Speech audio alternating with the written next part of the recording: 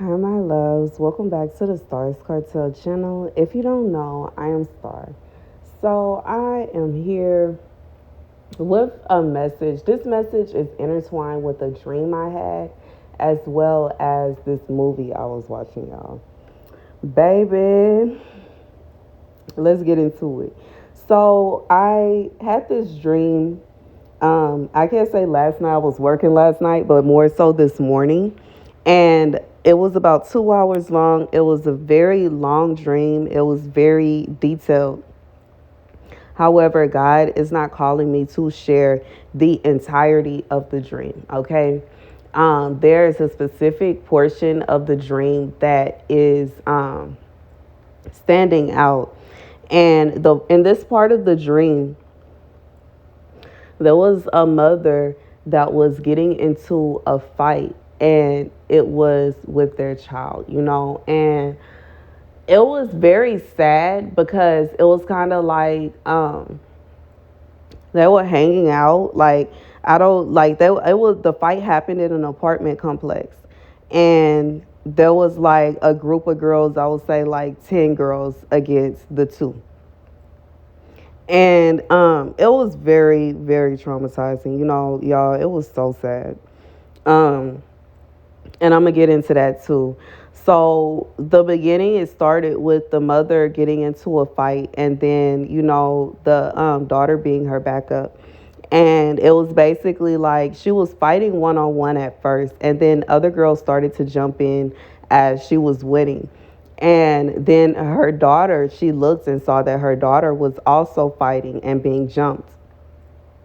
So at first it was an apartment complex, and after the jumping situation, they were walking, and as they were walking, it kind of looked like a downtown area. Like I can't say specifically it was Houston, but I know it was a downtown area because they were walking towards a parking garage and crossing the street. Now, the daughter seemed to cross the street first, and the mother had to stop because cars started coming. And she seemed to be very upset that she was separated from her, especially because as they were separated, the daughter was in a fight, like that she was being attacked by men, and it was men this time. And she was not able to get to her daughter because there were other people that were trying to hold her back because of the incoming traffic that would have hit her if she would have got in the street. So as she is, they're both being attacked, and the traffic is keeping her from getting to her daughter. I start to hear, bullets fly. Okay, after this happens, y'all, the dream ends. Okay, and she's basically screaming for her child, and the dream ends. And the screams were in complete disarray. The screams were in desperation. The screams were heart wrenching, y'all.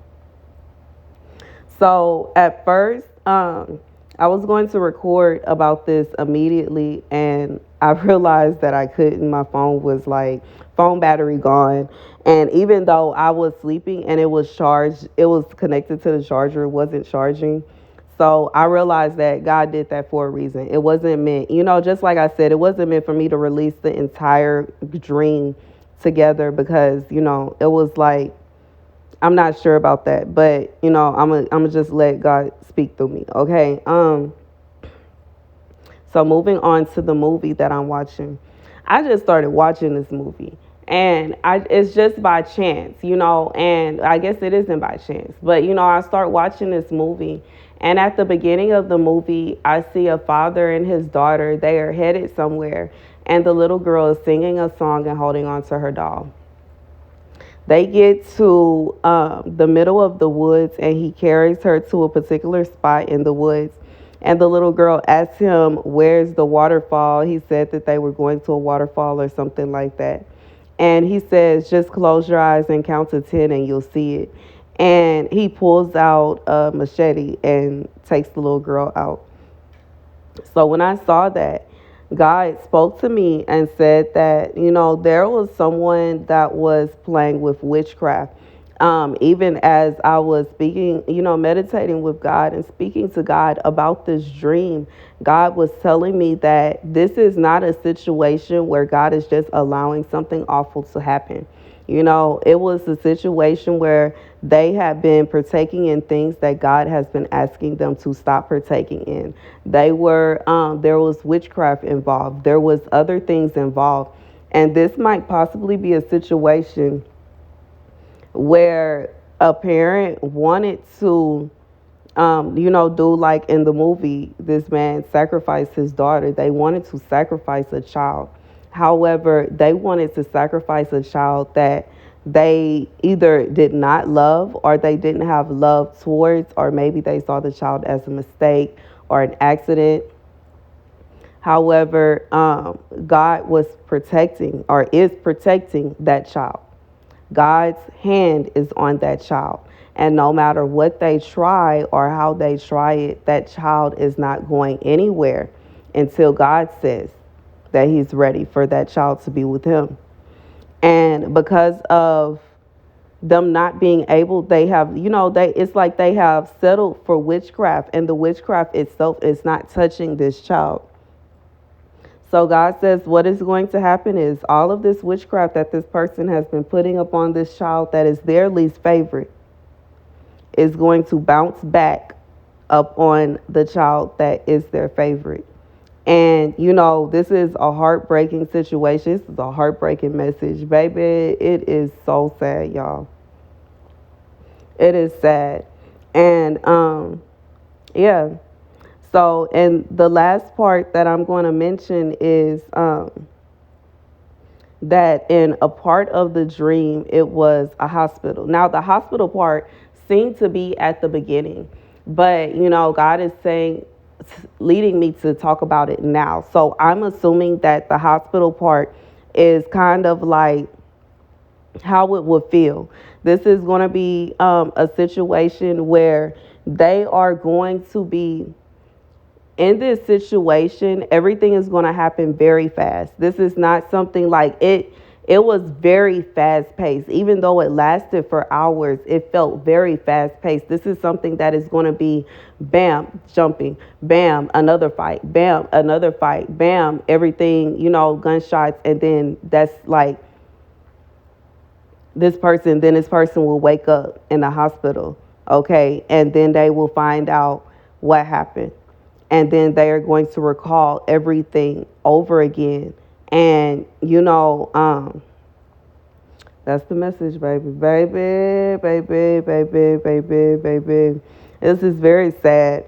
It is very sad, all around. And, it's heartbreaking. This person has called this upon themselves. This person has called it up. They have wished this to happen. They just wish that it would happen to someone else. They wanted it to happen to a different child. They wanted it to happen to a child that they don't have love for whatever reason. They don't love that child. For whatever reason, they are not pleased with that child. And that is the child that they want this to happen to. However, God says he has spoken and he has looked into the heart of that child as well as the heart of the other child. And he has looked into the heart of the mother. And that is why he has made his decision. He has told this person over and over again to stop trying to take this child up out of here. God has told this person, and even with the sense of parenting, this is ridiculous now. This is, it's, I understand in a sense, because I would definitely like to have a relationship where I can be a friend to my son. But at the same time, even if I am having a relationship with my son where we can feel as though not only does he know I'm mom, but I am a friend of his, that is a beautiful thing. Even though 9 out of 10 is more likely going to have that kind of relationship with his dad. But, regardless. Okay, it's a beautiful thing. But a parent is still a parent. Even if you're an adult, a parent is still a parent. They're like, for a parent to want to lead their child into doing things like that are wicked, leading their child into living a life that is not pleasing to God. This is a very sad situation. It's a very sad case because this mom, even though she sees this child as her favorite, she is leading this child into wickedness. What she is showing this child is not love. And God is seeing that. She doesn't even realize, even though she favors this child over the other child that she would prefer to sacrifice, the child that she wants to sacrifice actually is better off because they are not in a position to where they are kind of forced into this lifestyle. This is like, and it's like if they ended up in certain situation, it was on their own account. It's not a situation where their parent, their mom, or has led them into it, and they kind of have no other choice. I would prefer to have a parent that is going to tell me right from wrong, and it's actually right from wrong, than for a parent to be trying to tell me right from wrong, but in reality, what they think is right is wrong, and what they think is wrong is right. And it's absolute madness. This is so sad. It is so heartbreaking. And it stands as a warning.